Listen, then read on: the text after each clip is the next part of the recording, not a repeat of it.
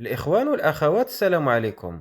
اليوم جبت لكم سر من أسرار التسمين ديال الخرفان كيعرفوا غير الكسابة الحريفية. هاد السر هو عبارة على ثلاثة ديال الخلطات العلفية المتوازنة، بحيث كل خلطة كتوافق مع مرحلة من مراحل التسمين التالية.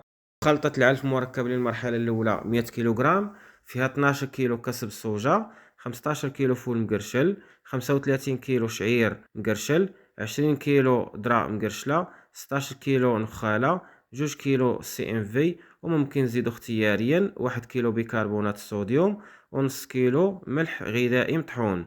وخاصك تكون ديما موفر التبن او الفصة الكارمة، الماء النقي، وحجرة ديال الاملاح المعدنية.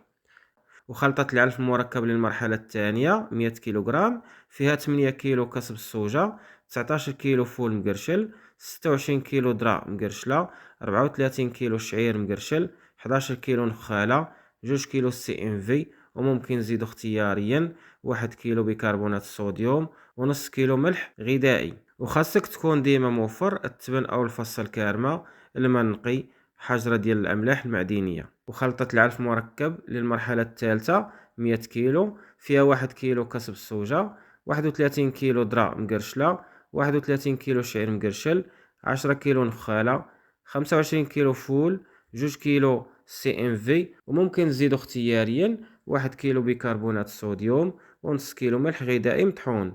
ودائما خاصك توفر التبن او الفصة الكارمة، الماء النقي، وحجرة ديال الأملاح المعدنية.